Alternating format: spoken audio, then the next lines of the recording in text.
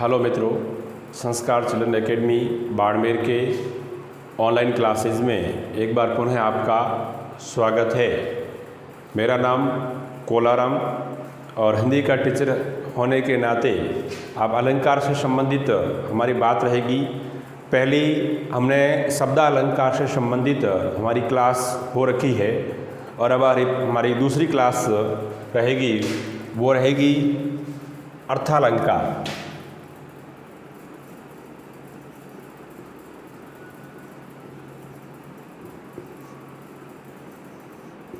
अर्थालंकार, देखिए अर्थालंकार कौन कौन से वो बात करते हैं। ये तो हमारी बात हो चुकी है कि अलंकार शब्द का सामान्य अर्थ होता है आभूषण या गहना, और काव्य की शोभा बढ़ाने वाले शब्द अलंकार कहलाते हैं। काव्य की शोभा बढ़ाने वाले तत्व अलंकार कहलाते हैं।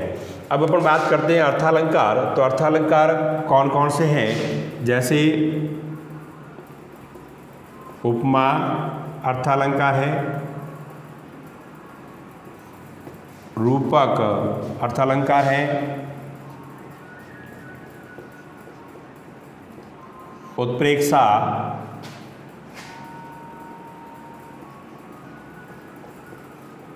दृष्टांत,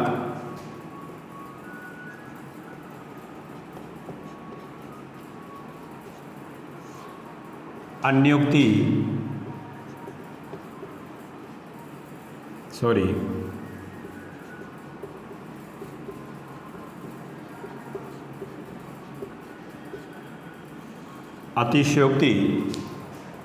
अतिशयोक्ति, विरोधाभास,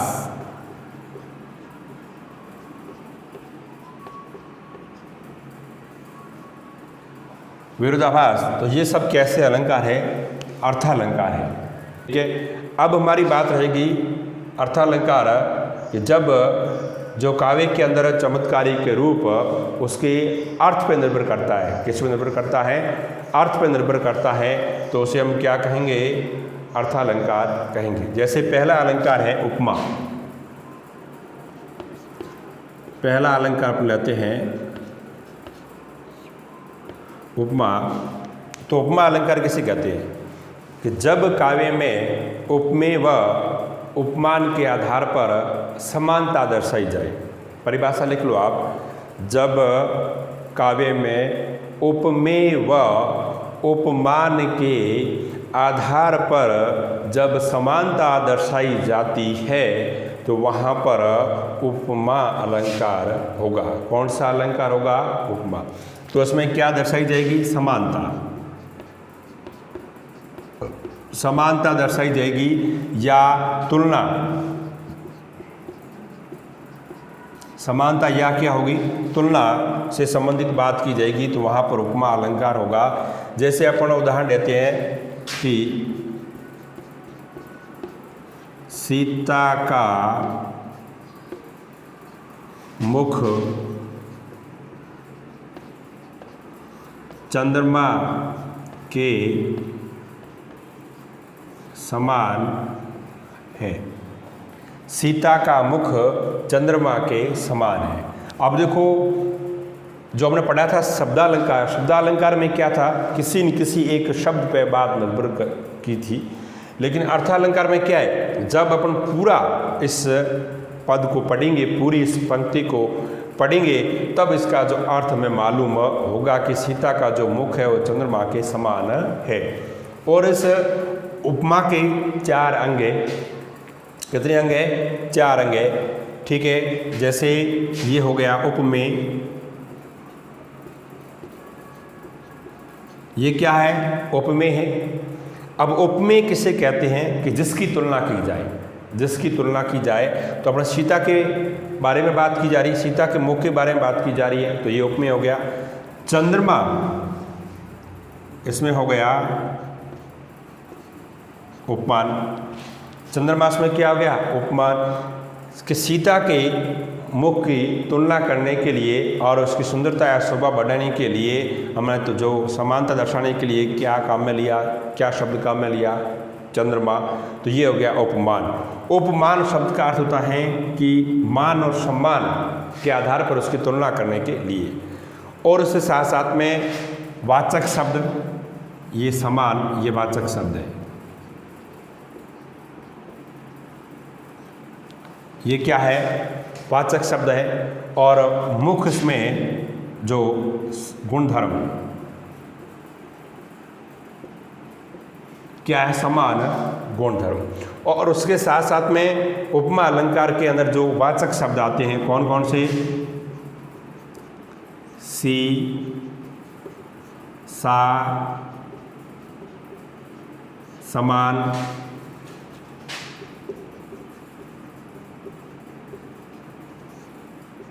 सदृश, सी, सा, समान, सदृश। और इस प्रकार के जहाँ वाचक शब्द आते हैं तो वहाँ पर कौन सा अलंकार होता है? उपमा अलंकार होता है।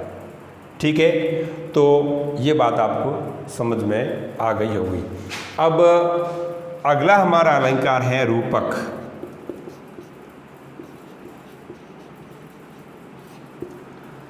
अब देखो, रूपक अलंकार किसे कहते हैं कि इसमें उपमेय के आधार पर, उपमेय और उपमान के आधार पर जब एक दूसरे के ऊपर क्या कर लिया जाता है? आरोप। उपमेय व उपमान के आधार पर जब एक दूसरे के ऊपर आरोप कर लिया जाता है, क्या कर लिया जाता है? आरोप कर लिया जाता है, तो उस जगह रूपक अलंकार होगा। और उसके साथ साथ में रूपक अलंकार के अंदर रूपी शब्द का लोप होगा। किसका लोप होगा? रूपी शब्द का लोप होगा। जैसे अभी अपन बात करते हैं, इसी उदाहरण को वापस लेते हैं। सीता का मुख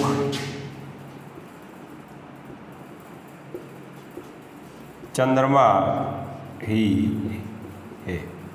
अब यहाँ आपने क्या बात की थी? सीता का मुख चंद्रमा के समान है, तो उसमें उपमा हो गया। अब ये रूपक है, इसमें क्या है? एक दूसरे के ऊपर आरोप हो गया, सीता का मुख चंद्रमा ही है। अब देखो, ये उपमेय है और ये उपमान है, और इसके ऊपर क्या हो गया? आरोप हो गया कि सीता का मुख क्या है? चंद्रमा ही है। जब उपमेय का उपमान पर आरोप हो रहा है तो वहाँ पर कौन सा अलंकार होगा? रूपक अलंकार होगा। जैसे उदाहरण के तौर पर रूपी शब्द का आलोप होता है, जैसे कमल चरण,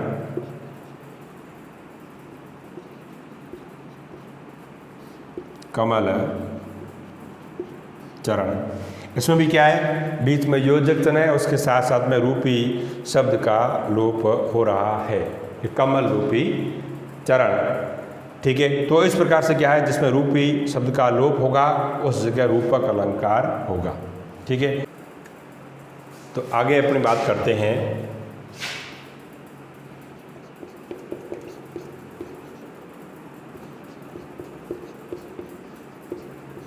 उत्प्रेक्षा। अब देखो, उत्प्रेक्षा अलंकार किसे कहते हैं? कि जब उपमेय में उपमान के आधार पर जब संभावना व्यक्त की जाए, क्या व्यक्त की जाए?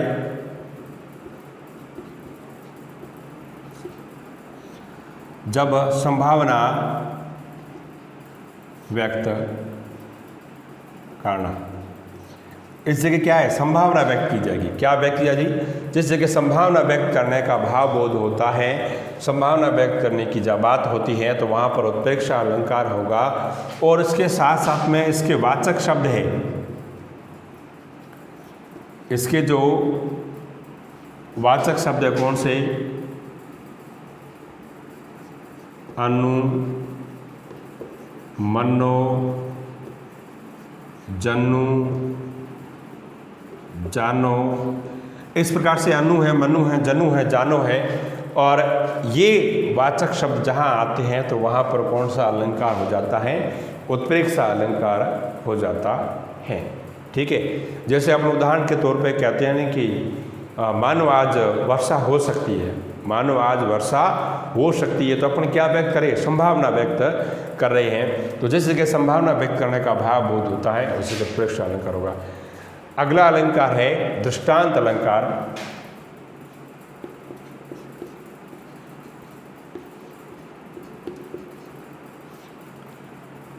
अब देखिए, दृष्टांत अलंकार में क्या है? मूल है दृश्य।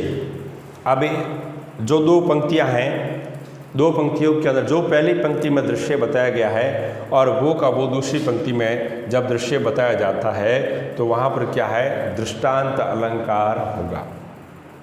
जैसे कर्त कर्त अभ्यास ते जड़मति होत सुजान, कर्त कर्त अभ्यास ते जड़मति होत सुजान, रसरी आवत जावत ते शिल्पर होत निशान, शिल्पर होता निशान।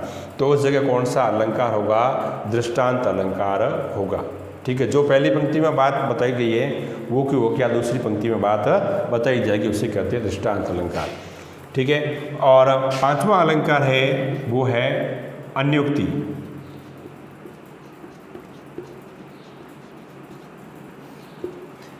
अन्योक्ति अन्य के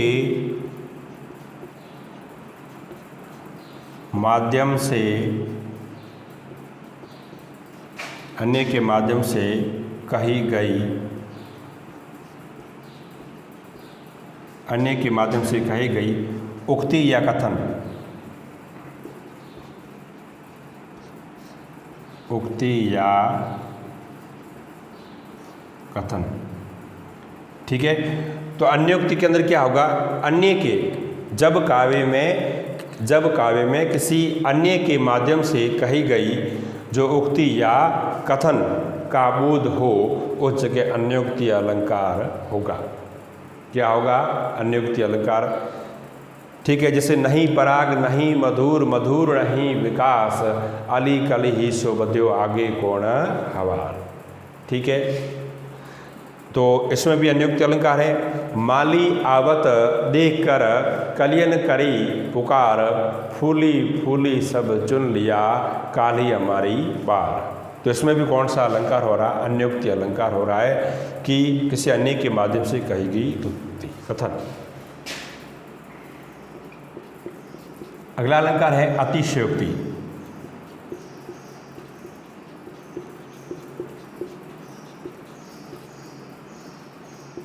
अब देखो अतिशयोक्ति अलंकार में क्या होता है कि जब काव्य में किसी बात को इतना बढ़ा चढ़ाकर कह दिया जाए कि जो लोक मान मर्यादा का क्या हो जाए, उल्लंघन, लोक मान मर्यादा क्या हो जाए, उल्लंघन हो जाए, तो वहाँ पर कौन सा अलंकार होगा, अतिशयोक्ति अलंकार होगा। यहाँ अति शब्द आया है। ठीक है, और उक्ति का मतलब क्या होता है, कथन होता है। तो किसी बात को बढ़ा चढ़ाकर कहना कि मान मर्यादा का उल्लंघन हो जाए। जैसे उदाहरण के तौर पर हनुमान की पूंछ में लग न पाई आग, हनुमान की पूंछ में लग न पाई आग, लंका सारी सिगरी गई और गए निशाचर भाग। ठीक है, तो इसमें क्या होगा, कौन सा अलंकार होगा, अतिशयोक्ति अलंकार होगा। किसी बात को बढ़ा चढ़ाकर कहना, क्या बात इसमें, किसी बात को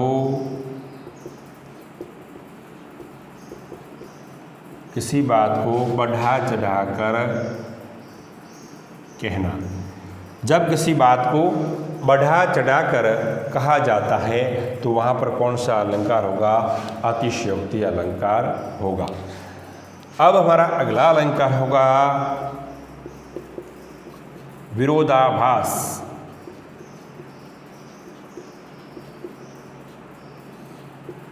अब यह कि विरोधाभास अलंकार किसे कहते हैं, जब काव्य में विरोध का आभास हो, जब काव्य में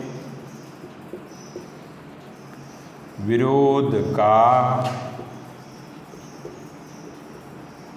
आभास हो। ठीक है, कि जब काव्य में विरोध का आभास हो, किसका आभास हो, विरोध का आभास हो, तो उस जगह कौन सा अलंकार होगा, विरोधाभास अलंकार होगा।